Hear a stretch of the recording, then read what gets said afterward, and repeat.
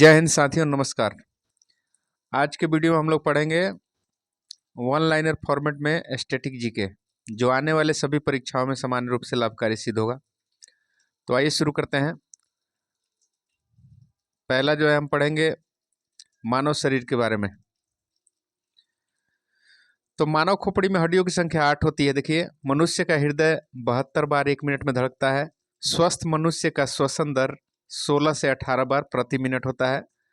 मानव मस्तिष्क का वजन 1350 ग्राम से लेकर 1450 ग्राम तक होता है। देखिए, सबसे बड़ी हड्डी फीमर, जांग की हड्डी होती है। अगला प्रश्न देख लीजिए। सबसे छोटी हड्डी आप जानते हैं स्टेपिज होता है, जो कान में होता है। ठीक है जी। अब देखिए, सबसे मजबूत हड्डी जबड़े की हड्डी होती है। देखिए, शरीर का सबसे कठोर तत्व एनामिल, जो दांत में पाया जाता है। मनुष्य के सौंदर्य का अध्ययन केलोलॉजी कहलाता है। देखिए, सामान्य मनुष्य का ब्लड प्रेशर, रक्तचाप होता है 120/80 mm। ठीक है जी। शरीर में रक्त परिभ्रमण में लगा समय 23 सेकंड। 23 सेकंड में रक्त परिभ्रमण होता है शरीर में। ठीक है जी। अगला देखिए प्रश्न। मानव शरीर में जल की मात्रा 65 से 80%। रक्त की मात्रा शरीर के भार का 7% होता है। अब देखिए, मनुष्य में रक्त की मात्रा 5 से 6 लीटर होता है। देखिए, मानव रक्त क्षारीय होता है। इसका पीएच मान 7.4 होता है। देखिए, अगला प्रश्न देख लीजिए। रक्त को शुद्ध करता है किडनी, इसको ब्रीक भी कहा जाता है। अब देखिए, लाल रक्त कण का निर्माण अस्थि मज्जा में होता है। लाल रक्त कण का जीवन काल 20 से 120 दिन होता है। श्वेत रक्त WBC का जीवन काल 2 से 4 दिन होता है। श्वेत रक्त कण को कहा जाता है ल्यूकोसाइट। ठीक है जी, ल्यूकोसाइट कहा जाता है। अगला प्रश्न देख लीजिए। लाल रक्त कण को क्या कहा जाता है? तो इरिथ्रोसाइट। और शरीर का ताप नियंत्रक हाइपोथैलेमस ग्रंथि होता है। सर्वदाता रक्त समूह, मतलब सभी को दे सकता है, यूनिवर्सल डोनर, ओ निगेटिव होता है। अब देखिए, सर्वग्राही मतलब यूनिवर्सल एक्सेप्टर, ये AB+ होता है। ठीक है जी, AB+ होता है। ठीक है, और ये O-। अगला प्रश्न देख लीजिए। ब्लड बैंक कहलाता है प्लीहा। स्प्लीन को ब्लड बैंक कहा जाता है। अगला प्रश्न देख लीजिए। भोजन का पाचन प्रारंभ होता है मुख से। मुख से भोजन पचना शुरू हो जाता है। ठीक है, पचे हुए भोजन का अवशोषण छोटी आंत में होता है। पीत स्रावित होता है यकृत से, लीवर से। शरीर की सबसे बड़ी ग्रंथि यकृत होता है, लीवर। ठीक है जी। सबसे बड़ा अंग मनुष्य का पूछा जाए शरीर का, तो त्वचा होता है। त्वचा सबसे बड़ा अंग होता है। अगला प्रश्न देख लीजिए। सबसे छोटी ग्रंथि, जिसको मास्टर ग्रंथि भी बोला जाता है, पिट्यूटरी ग्रंथि कहते हैं इसको। ठीक है जी। अब देखिए, रक्तचाप मापने का वाला यंत्र जो होता है स्फिग्नोमैनोमीटर कहलाता है। मनुष्य में पसलियां पाई जाती है 12 जोड़ी। शरीर में हड्डियों की कुल संख्या 206। 206 हड्डी होता है।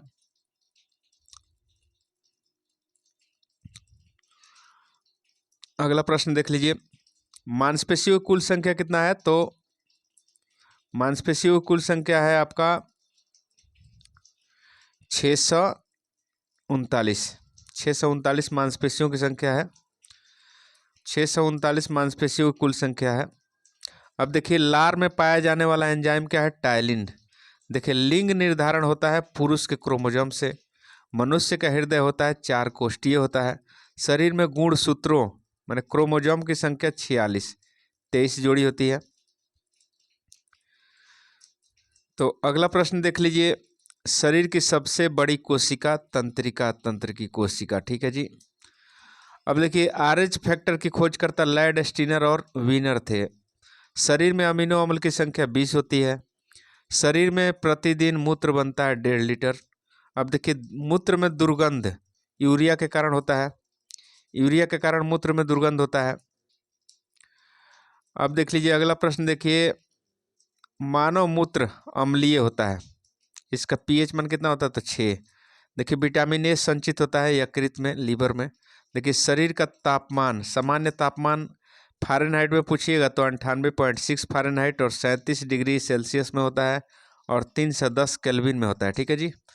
टिबिया नामक हड्डी कहाँ पाया जाता है? तो टांग में, ठीक है जी, टांग में टिबिया नामक हड्डी पाया जाता है। पैर में। शरीर में ऊतकों का निर्माण प्रोटीन से होता है। अब देखिए मस्तिष्क का सबसे बड़ा भाग कहलाता है प्रमस्तिष्क, मतलब सेरेब्रम, ठीक है जी। दांतों और हड्डियों की संरचना के लिए क्या क्या आवश्यक है? तो कैल्शियम और फास्फोरस। अगला प्रश्न देख लीजिए। अगला प्रश्न है राष्ट्रीय प्रतीक और चिन्ह के विषय में वन लाइनर प्रश्न को देखेंगे। देखिए पहला इसमें प्रश्न है, भारत का राष्ट्रीय ध्वज तिरंगा है जिसकी लंबाई और चौड़ाई का अनुपात है 3:2। तिरंगा के बीच में एक चक्र है जिसका रंग नीला होता है और जिसमें 24 तिलियां होती है, ठीक है। राष्ट्रीय ध्वज के निर्माता कौन थे? तो पिंगली वेंकैया थे, ठीक है। अगला प्रश्न देख लीजिए। अगला प्रश्न है, ध्वज का प्रारूप संविधान निर्मात्री सभा कब स्वीकार की? तो 22 जुलाई 1947 को अपनाई, ठीक है। लोगों को इसे सम्मान पूर्वक फहराने की अनुमति 26 जनवरी 2002 को, ठीक है जी, हर घर तिरंगा अभियान प्रदान किया गया 26 जनवरी 2002 से, ठीक है। भारत के झंडा गीत विजय विश्व तिरंगा प्यारा, इसको लिखने वाले कौन थे? तो श्यामलाल गुप्त पार्षद, ठीक है जी। शक संबंध पर आधारित भारत के राष्ट्रीय कैलेंडर को 22 मार्च 1957 को अपनाया गया, ठीक है। राष्ट्रीय कैलेंडर का प्रथम माह चैत होता है और अंतिम माह फागुन होता है, ठीक है, फाल्गुन। भारत का राष्ट्रीय चिन्ह अशोक चक्र है जो सारनाथ स्थित सिंह स्तंभ से लिया गया है। अगला प्रश्न देख लीजिए। भारत सरकार ने राष्ट्रीय चिन्ह को 26 जनवरी 1950 को अपनाया। राष्ट्रीय चिन्ह सत्यमेव जयते को मुंडोक उपनिषद से लिया गया है। राष्ट्रीय चिन्ह के मूल स्तंभ में 4 सिंह होते हैं। देखिए रविंद्रनाथ टैगोर द्वारा रचित जनगण मन को संविधान सभा ने 24 जनवरी 1950 को अपनाया और भारत के राष्ट्रगुण गान के रूप में इसकी मान्यता दी गई, ठीक है जी। अगला प्रश्न देख लीजिए। राष्ट्रगान को सर्वप्रथम 27 दिसंबर 1911 को कांग्रेस के कोलकाता अधिवेशन में गाया गया।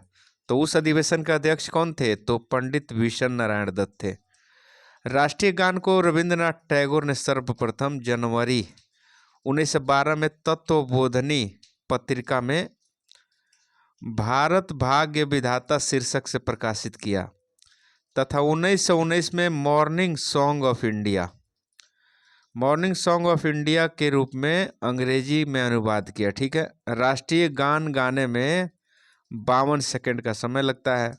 बंगला साहित्यकार बंकिम चंद्र चटर्जी द्वारा रचित वंदे मातरम को संविधान सभा ने 24 जनवरी 1950 को राष्ट्रीय गीत के रूप में स्वीकार किया। राष्ट्रीय गीत का प्रथम प्रकाशन 1882 में हुआ था। आनंद मठ उपन्यास, बंकिम चंद्र चटर्जी के उपन्यास आनंद मठ में राष्ट्रीय गीत का प्रथम प्रकाशन 1882 में हुआ, ठीक है। अगला प्रश्न देखिए। राष्ट्रीय गीत को सर्वप्रथम 1896 के कोलकाता अधिवेशन, कांग्रेस के कोलकाता अधिवेशन में हुआ और वहाँ पे अध्यक्ष थे रहीमतुल्ला सयानी। अगला प्रश्न देख लीजिए। राष्ट्रीय गीत के प्रथम गायक ओमकारनाथ ठाकुर जी थे। अब देखिए जिसकी धुन बनाया जद्दूनाथ भट्टाचार्य ने, ठीक है। राष्ट्रीय गीत का अंग्रेजी अनुवाद अरविंद घोष तथा उर्दू अनुवाद आरिफ मोहम्मद खान ने किया था। राष्ट्रीय गीत गाने में 65 सेकंड, मतलब 1 मिनट 5 सेकंड, ठीक है जी। संसद के अधिवेशन का प्रारंभ जनगण मन से होता है तथा समापन इसका होता है वंदे मातरम से, ठीक है। राष्ट्रीय पुष्प कमल है, इसका बोटेनिकल नेम नेलम्बो न्यूसिफेरा है। राष्ट्रीय पक्षी मोर है, इसका बोटेनिकल नेम पाओ क्रिस्टेटस है। और देखिए राष्ट्रीय पशु बाघ है, इसका पैंथेरा टाइग्रिस है वैज्ञानिक नाम, ठीक है जी। राष्ट्रीय फल आम है, इसका वैज्ञानिक नाम मैंगीफेरा इंडिका है। राष्ट्रीय वृक्ष बरगद है, इसका रासायनिक नाम है बोटेनिकल नेम फाइकस बेंथालेंसिस। देखिए भारत का राष्ट्रीय जलीय जीव डॉल्फिन है, ठीक है। अब देखिए अगले प्रश्न के रूप में आपको बजट और वैट के रूप में जानकारी लेना है। तो बजट जो शब्द है ये फ्रेंच शब्द बॉगेट से बना हुआ है, ठीक है, जिसका अर्थ होता है चमड़े का थैला। देखिए सर्वप्रथम 1803 में बजट शब्द का प्रयोग फ्रांस में आय व्यय के रूप में किया गया था। देखिए बजट का प्रारंभ इंग्लैंड से माना जाता है, ठीक है। अब देखिए बजट में बजट प्रणाली का संस्थापक एवं जन्मदाता जेम्स बिल्सन को माना जाता है। बजट समवर्ती सूची में आता है, ठीक है। समवर्ती सूची का विषय है बजट। आम बजट लोकसभा में पेश किया जाता है। अगला प्रश्न देख लीजिए, 2017-18 से सामान्य बजट को वित्त मंत्री फरवरी माह के प्रथम कार्य दिवस पहले फरवरी माह के अंतिम दिन में पेश किया जाता था। अब जो है फरवरी के प्रथम कार्य दिवस को पेश किया जाता है। वित्तीय वर्ष 1 अप्रैल से प्रारंभ होता है। रेल बजट को सामान्य बजट से अलग एकवर्थ समिति की सिफारिश पर 1924-25 में किया गया था, ठीक है जी। अगला प्रश्न देख लीजिए, जिसे 2017 में फिर आम बजट के साथ रेल बजट को शामिल कर दिया गया था। स्वतंत्र भारत का पहला बजट 26 नवंबर 1947 को आर.के. सन्मुखम चेट्टी द्वारा प्रस्तुत किया गया था, पेश किया गया था। देखिए जॉन मथाई को वर्ष 1950 में गणतंत्र भारत का पहला बजट पेश करने का गौरव प्राप्त है जॉन मथाई जी को। भारत में सबसे ज़्यादा बार बजट पेश करने वाले व्यक्ति मोरारजी देसाई 10 बार पेश किए थे। भारत सरकार के बजट के आंकड़ों में कुल व्यय और कुल प्राप्तियों के बीच का अंतर बजटीय घाटा कहलाता है। देखिए आउटकम बजट पहली बार 25 अगस्त 2005 को पी चिदम्बरम ने प्रस्तुत किया था। देखिए शून्य आधारित बजट का अर्थ है हर बार बिल्कुल नए सिरे से बजट तैयार करना। भारत में शून्य आधारित बजट सर्वप्रथम राजीव गांधी ने 1987-88 में पेश किया था। देखिए बजट पूर्व आर्थिक समीक्षा केवल लोकसभा में पेश किया जाता है, राज्यसभा में नहीं, ठीक है। संविधान सभा का 112 अनुच्छेद 112 वार्षिक वित्तीय विवरण या बजट तैयार करने का उल्लेख करता है। राज्य सरकार की बजट के संबंध में व्यवस्था अनुच्छेद 202 में है, ठीक है जी।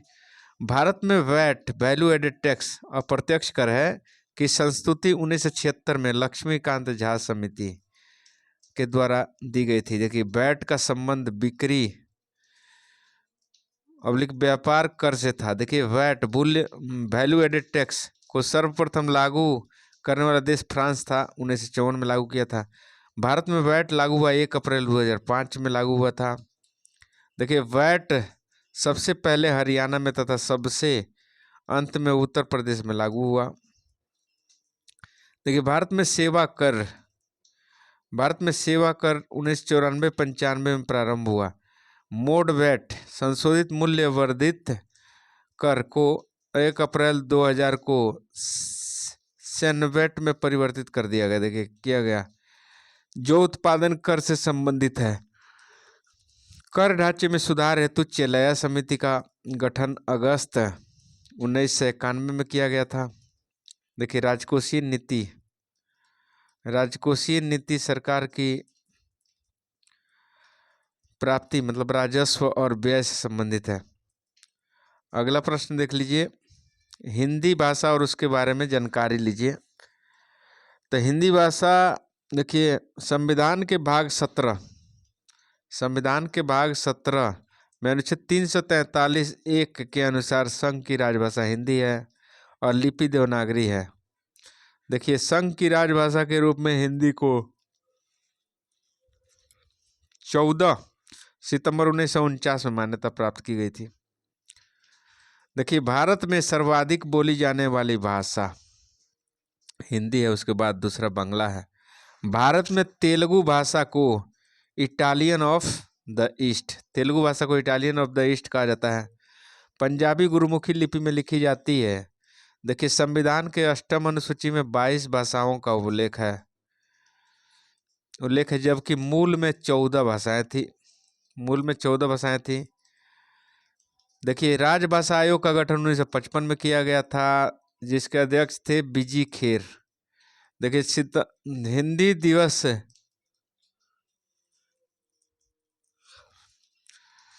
हिंदी दिवस 14 सितंबर को मनाया जाता है। देखिए, अंग्रेजी को अरुणाचल प्रदेश, नागालैंड और मेघालय में राजभाषा का दर्जा प्राप्त है। तो अरुणाचल प्रदेश, नागालैंड और मेघालय में राजभाषा इंग्लिश है। भारत के प्रथम राष्ट्रकवि मैथिली शरण गुप्त। देखिए, आधुनिक युग का तुलसी कहा जाता है इनको। देखिए, हिंदी विषय पर प्रथम पुरस्कार पाने वाले व्यक्ति सुमित्रानंदन पंत। देखिए, आधुनिक युग की मीरा किसको कहा जाता है? तो महादेवी वर्मा को। तथा भारतीय आत्मा के रूप में माखनलाल चतुर्वेदी को जाना जाता है। माखनलाल चतुर्वेदी को जानता है भारतीय आत्मा।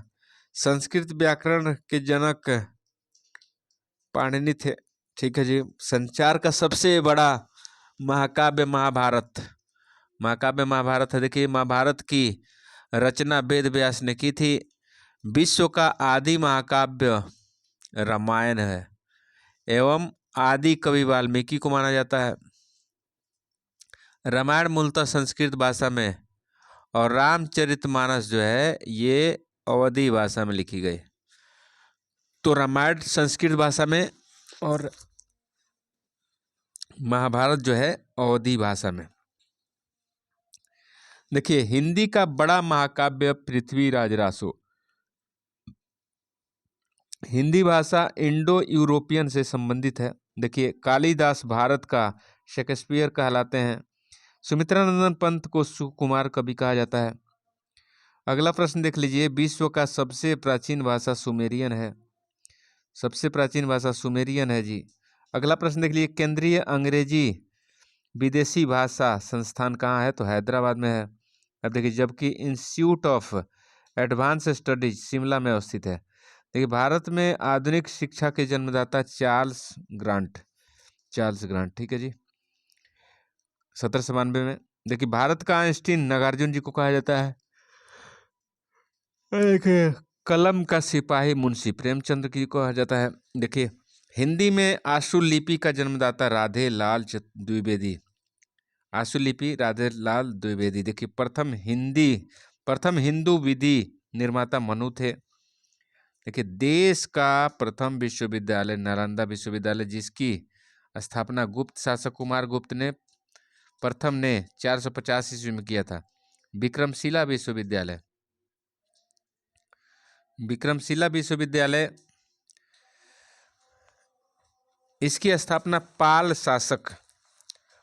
शासक धर्मपाल ने किया था 9वीं सदी में। ठीक है जी। प्रथम हिंदी सम्मेलन भारत में 1975 में नागपुर में हुआ था।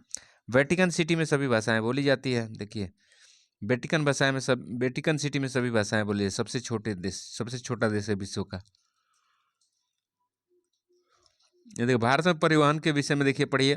केंद्रीय सड़क निधि का गठन 1929 में हुआ था। सीमा सड़क संगठन की स्थापना 1960 में हुआ।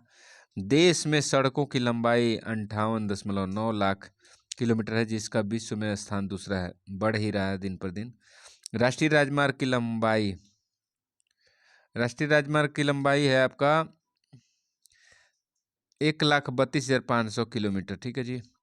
सबसे लंबा राष्ट्रीय राजमार्ग NH 44 है। NH 44 और NH 44 जो श्रीनगर से कन्याकुमारी 11 राज्यों से होकर गुजरता है।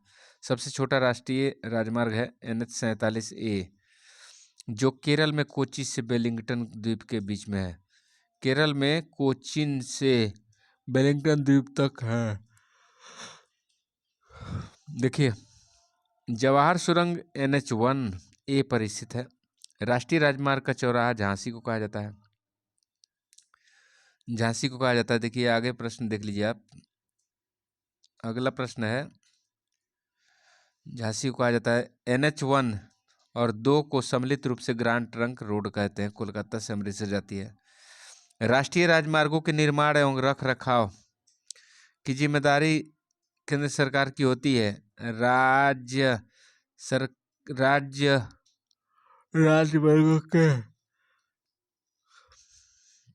वर्गों के राज्य राजमार्गों के निर्माण एवं देखरेख की जिम्मेदारी राज्य सरकार की होती है।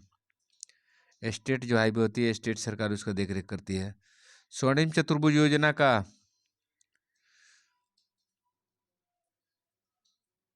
स्वर्णिम चतुर्भुज योजना के अंतर्गत 5,846 किलोमीटर 5,846 किलोमीटर लंबा राजमार्ग द्वारा 4 नगरों दिल्ली, मुंबई, चेन्नई, कोलकाता को जोड़ा गया। 10 नवंबर को परिवहन दिवस हुआ।